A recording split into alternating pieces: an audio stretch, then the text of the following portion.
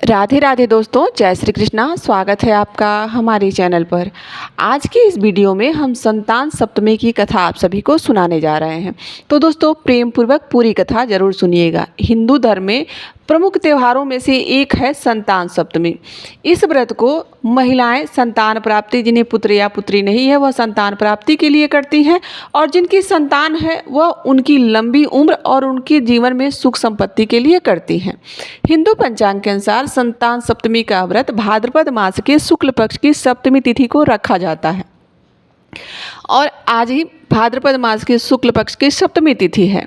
तो आज का जो दिन है वह बहुत ही पूर्ण फल देने वाला है। इस व्रत के प्रभाव से जिन्हें संतान नहीं है उन्हें जल्द ही संतान प्राप्ति होती है, और जिन्हें संतान है उनके संतान के जीवन में समस्त जो कष्ट रहते हैं वह समाप्त हो जाते हैं और उनका जीवन सुचारू रूप से चलने लगता है। तो चलिए, आज हम भी आपको भगवान शंकर और माता पार्वती का स्मरण करते हुए श्री संतान सप्तमी व्रत की दुर्लभ कथा सुनाने जा रहे हैं। पर दोस्तों, उससे पहले आपसे निवेदन है कि यदि आप हमारे चैनल पे नए हैं तो प्लीज़ चैनल को सब्सक्राइब कर लीजिएगा, बेल आइकन प्रेस कर दीजिएगा और एक लाइक कर दीजिएगा। चलिए कथा सुनते हैं। एक दिन महाराज युधिष्ठिर ने भगवान श्री कृष्ण जी से कहा था कि हे प्रभु, ऐसा कौन सा उत्तम व्रत है जिसके प्रभाव से मनुष्य अनेकों सांसारिक क्लेश को दूर कर सकता है एवं पुत्र और पौत्रवान हो सकता है। यह सुनकर भगवान श्री कृष्ण ने कहा कि हे राजन, मैं तुमसे बड़ा ही एक उत्तम व्रत बताने जा रहा हूँ, और यह तुम्हारा प्रश्न बहुत उत्तम है। तो सुनो, मैं तुम्हें एक पौराणिक कथा सुनाने जा रहा हूँ, जिसे ध्यानपूर्वक सुनना। एक समय की बात है, लोमस ऋषि ब्रज की मथुरापुरी में वासुदेव और देवकी के घर पर पधारते हैं। ऋषि राजा को आया हुआ देखकर बहुत प्रसन्न होते हैं, और उन दोनों ने उस ऋषिराज को बिठाकर और उनको उत्तम आसन पर बिठाया। उसके बाद उनके चरणों को धोया, उनका यथोचित सत्कार किया, और फिर उस जो पवित्र जल था जिससे उनको चरणों को धोया था उसके पूरे घर में छिड़काव किया। उसके पश्चात जब इस तरह का आदर भाव देखा ऋषि ने तो वह बहुत प्रसन्न हो गए, और उन्होंने कहा कि हे देवकी, वासुदेव जी, मैं आपको एक कथा सुनाने जा रहा हूँ। जिस प्रकार से दुराचारी पापी कंस ने आपके सभी पुत्रों को मार डाला है, जिसके कारण आपका मन अत्यंत दुखी रह रहा है, इसी प्रकार की कथा राजा नुहुस और उनकी पत्नी चंद्रमुखी के साथ हुआ था कुछ। वह कथा मैं आपको सुनाने जा रहा हूँ। और उन दोनों के साथ जब यह हुआ था तो उन्होंने संतान सप्तमी का व्रत बड़ा ही विधि विधान से रखा था, जिस व्रत के प्रभाव से उनको संतान सुख प्राप्त हुआ। इस प्रकार की बात ऋषि के मुख से सुनकर माता देवकी और वासुदेव जी हाथ जोड़कर लोमस ऋषि से कहते हैं कि हे ऋषिराज, कृपया करके रानी चंद्रमुखी का संपूर्ण वृतांत तथा इस व्रत को विस्तार पूर्वक हमसे कहिए, जिससे हमें भी इस दुख से छुटकारा प्राप्त हो सके।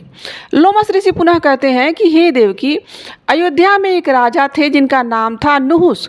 उनकी पत्नी बहुत सुंदर, रूपवती और गुणवान पतिव्रता स्त्री थी। उनका नाम था चंद्रमुखी। उनके नगर में एक विष्णुगुप्त नाम के ब्राह्मण रहा करते थे। उन ब्राह्मण की पत्नी भी बहुत सुशील और स्वच्छ विचार की और सुंदर रूपवती पतिव्रता स्त्री थी। उनका नाम था भद्रमुखी। वह भी अत्यंत सुंदर और रूपवती थी। रानी और ब्राह्मणी दोनों एक दूसरे को जानते थे, दोनों एक दूसरे से प्रेम करते थे, दोनों एक दूसरे को सहेलियाँ थीं। एक दिन वह दोनों सरयू नदी पर स्नान करने गई थी साथ साथ में। वहाँ उन्होंने देखा कि बहुत सी स्त्रियाँ सरयू नदी में स्नान करके सुंदर और साफ वस्त्र धारण करके फिर एक मंडप बनाकर उसमें माता पार्वती और भगवान शंकर की मूर्ति को स्थापित कर रही थी। रानी और ब्राह्मणी दोनों जन ने जब देखा यह पूरा वहाँ का वृतांत, तो उनके मन में इच्छा हुई कि वह जाने कि यहाँ क्या हो रहा है। फिर उन दोनों ने जाकर उन महिलाओं से पूछा कि आप कौन हैं और किस देवता की यहाँ पूजा कर रही हैं।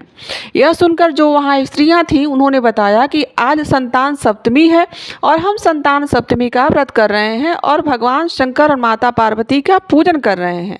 भगवान शंकर माता पार्वती का पूजन चंदन, नक्षत्र आदि षोडशोपचार विधि द्वारा हम कर रहे हैं। उन्होंने पूरे व्रत का विधान उन्हें समझाया। यह सुनकर जो रानी और ब्राह्मणी थी उन दोनों ने भी मन में संकल्प लिया कि हम भी घर लौटकर इस व्रत को नियम पूर्वक धारण करेंगे। ब्राह्मणी जो थी, जिनका नाम था भद्रमुखी, वह तो इस व्रत को नियम पूर्वक करती रही, किंतु रानी थी चंद्रमुखी जो थी, वह राजा के मत के कारण कभी इस व्रत को करती, कभी नहीं करती, कभी भूल जाती।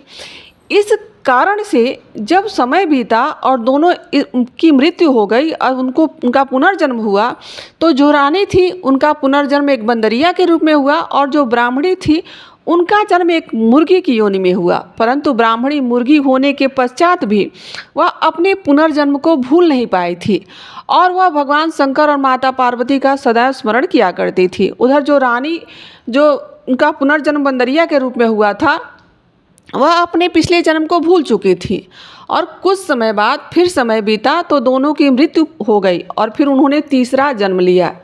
इस जन्म में वो जो ब्राह्मणी थी, उन्होंने एक ब्राह्मण के यहाँ ब्राह्मण की कन्या के रूप में जन्म लिया और उस ब्राह्मण कन्या का नाम था भूषण देवी तथा विवाह उनका हुआ था गोकुल निवासी अग्रशील ब्राह्मण के घर पर। भूषण देवी इतनी सुंदर थी कि वह आभूषण ना भी पहने तो भी बहुत सुंदर दिखाई देती थी, जैसे कामदेव की पति रति भी उनको देखकर लज्जित हो जाए।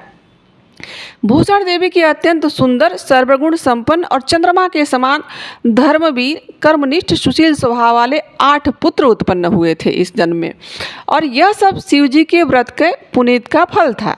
दूसरी ओर शिवजी से विमुख रानी के गर्भ में कोई संतान नहीं हुआ, वह निसंतान दुखी रहने लगी। रानी और ब्राह्मणी में जो प्रेम पहले जन्म में था वह अभी भी बना हुआ था। रानी जब वृद्धावस्था को प्राप्त होने लगी तब उसने गूंगा, बहरा तथा बुद्धिहीन अल्पायु एक पुत्र को जन्म दिया। वह 9 वर्ष की आयु में इस क्षणभंगुर संसार को छोड़कर पुनः चला गया। अब तो रानी जैसे और भी शोक से ग्रस्त हो गई थी और वह अत्यंत दुखी रहने लगी। देवयोग के कारण देखिए भगवान की कृपा होती है। भूषण देवी एक दिन रानी के यहाँ पहुँचती हैं। वह अपने पुत्रों को लेकर गई थी। रानी का हाल सुनकर उसे भी बहुत दुख हुआ, किंतु उसने किसी को क्या दोष कहकर इस बात को टाल दिया। उन्होंने कहा कि कर्म और प्रारब्ध तो पहले से ही ब्रह्मा जी लिखे हुए होते हैं और ब्रह्मा भी किसी जन्म में उसको मिटा नहीं सकते। रानी के कर्म की ऐसे थे, किसी कारण उन्हें इतना दुख भोगना पड़ा था। इधर रानी जो थी वह ब्राह्मणी के इस वैभव और 8 पुत्रों को देखकर अपने मन में ईर्ष्या करने लगी तथा उनके मन में पाप उत्पन्न हो गया। उस ब्राह्मणी ने रानी का संताप दूर करने के निमित्त 8 पुत्र रानी के पास छोड़ दिए। रानी ने पाप के वशीभूत होकर उन ब्राह्मणी पुत्रों को हत्या करने का विचार कर लिया। उन्होंने लड्डू में जहर मिलाकर उन सभी 8 पुत्रों को खिला दिया, परंतु भगवान शंकर की कृपा देखिए कि एक भी बालक की मृत्यु नहीं हुई।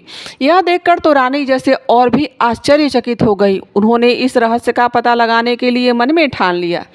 फिर भगवान की पूजा में निवृत्त होकर वह भूषण देवी के पास आती हैं और रानी ने उनके से कहा कि मैंने तेरे पुत्रों को मारने का प्रयास किया, इनको जहर वाला लड्डू खिला दिया था, किंतु इनमें से एक भी पुत्र नहीं मरा।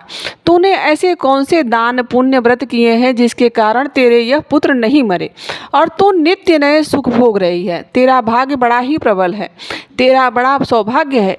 इसका भेद तू मुझे भी बता, मुझे निष्कपट होकर समझा, मैं तेरी ऋणी रहूंगी। रानी के ऐसे दीन वचन सुनकर भूषण देवी कहने लगी कि हे रानी, मैं आपको 3 जन्मों का हाल सुनाती हूँ, तो ध्यानपूर्वक सुनिए। पहले जन्म में तुम राजा नहुस की पत्नी थी और तुम्हारा नाम चंद्रमुखी था और मेरा नाम भद्रमुखी था तथा मैं एक ब्राह्मणी थी। हम तुम दोनों अयोध्या में रहते थे। हम तुम दोनों बड़े ही अच्छी सहेलियां थे, परंतु एक दिन हम दोनों सरयू नदी पर जब स्नान करने गए थे और दूसरी स्त्रियां संतान सप्तमी का उपवास कर रही थी, शिव जी का पूजन अर्चन कर रही थी। हमने भी उस उत्तम व्रत को करने का संकल्प लिया था, किंतु तुम सब भूल गई और झूठ बोलने का दोष तुमको लगा, जिसे तुम आज भी भोग रही हो। मैंने इस व्रत को आचार विचार सहित नियम पूर्वक सदैव किया और आज भी करती हूँ।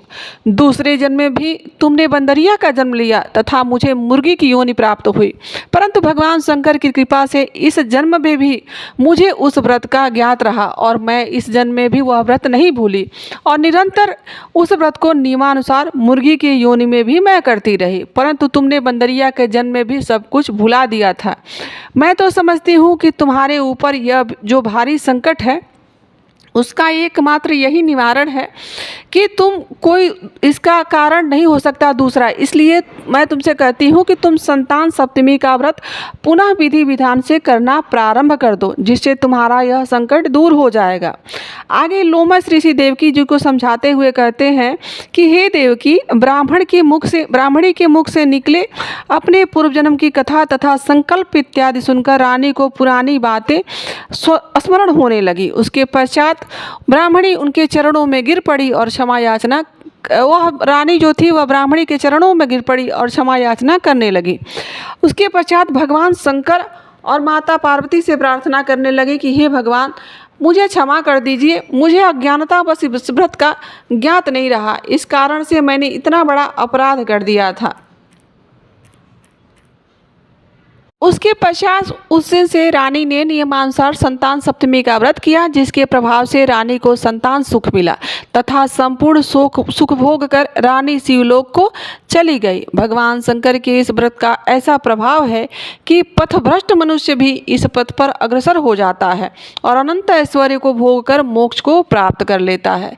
लोमस ऋषि ने फिर कहा कि हे देवकी, इसलिए मैं तुमसे भी यह व्रत करने को कहता हूँ। तुम भी इस व्रत को संकल्प करो और फिर इससे संतान सुख अवश्य प्राप्त होगा तुम्हें। इतनी कथा सुनकर देवकी हाथ जोड़कर लोमस ऋषि से कहने लगी कि हे ऋषिराज, मैं इस पुनीत उपवास को अवश्य ही करूंगी, किंतु आप इस कल्याणकारी एवं संतान सुख देने वाले उपवास का विधि विधान, नियम इत्यादि विस्तार पूर्वक समझाइए। यह सुनकर लोमस ऋषि कहते हैं कि हे देवकी, यह पुनीत उपवास भाद्रपद मास के शुक्ल पक्ष की सप्तमी तिथि के दिन रखा जाता है। उस दिन ब्रह्म मुहूर्त में उठकर किसी नदी, तालाब अथवा गंगा में स्नान करके निर्मल वस्त्र पहनने चाहिए। भगवान शंकर तथा माता जगदम्बा पार्वती की पूजा उनकी मूर्ति स्थापित कर करनी चाहिए। यदि मूर्ति ना हो तो फोटो भी लगा सकते हैं। उसके पश्चात आप रेशम का एक गट्टा बनाएं और उस गट्टे में 7 गांठें लगानी चाहिए। इस गांठों को धूप दीप अष्टगंध से पूजा करनी चाहिए। उसके पश्चात उसको अपने हाथ में बांध लेना चाहिए और भगवान शंकर से अपनी कामना सफल होने की प्रार्थना करनी चाहिए। उसके बाद 7 पुए बनाकर भगवान को भोग लगाएं और 7 पुए और बनाएं जो यथाशक्ति सोने अथवा चांदी की अंगूठी बनाकर इन सब को एक तांबे के पात्र में रखकर और फिर उनको षोडशोपचार विधि द्वारा उनकी पूजा करें और किसी सदाचारी, धर्मनिष्ठ एवं सुयोग्य ब्राह्मण को इन वस्तुओं को दान कर दें। इसके पश्चात 7 पुए स्वयं प्रसाद के रूप में ग्रहण करें और इस प्रकार का व्रत का पारण करना चाहिए। प्रति माह की शुक्ल पक्ष की सप्तमी के दिन हे देवकी, इस व्रत को इस प्रकार नियम पूर्वक करने से समस्त पाप नष्ट हो जाते हैं और भाग्यशाली संतान उत्पन्न होती है तथा अंत में शिवलोक की प्राप्ति होती है। आज के दिन सूर्य देवता की पूजन अर्चन करने से आरोग्य और संतान को सुख की प्राप्ति होती है। गुड़ और आटे का प्रसाद बनाकर भगवान सूर्य को भी अर्पित करना चाहिए। सूर्यदेव की पूजा में लाल वस्त्र धारण करना यथोचित माना जाता है। हे देवकी, मैंने तुमको संतान सप्तमी का संपूर्ण विधि विधान विस्तार पूर्वक वर्णन कर दिया है। उसको अब तुम नियम पूर्वक करो, जिसके करने से तुम्हें उत्तम संतान उत्पन्न होगी। इतनी कथा कहकर भगवान श्री कृष्ण ने कहा कि हे युधिष्ठिर। उसके पश्चात लोमस ऋषि ने इस प्रकार माता को शिक्षा देकर वहाँ से वह चले गए। लोमस ऋषि के कथन अनुसार हमारी माता देवकी ने इस व्रत को नियम पूर्वक किया था, जिसके प्रभाव से मैं स्वयं प्रकट हुआ था। यह व्रत विशेष रूप से स्त्रियों के लिए कल्याणकारी है, परंतु पुरुषों को भी समान रूप से कल्याण देने वाला है।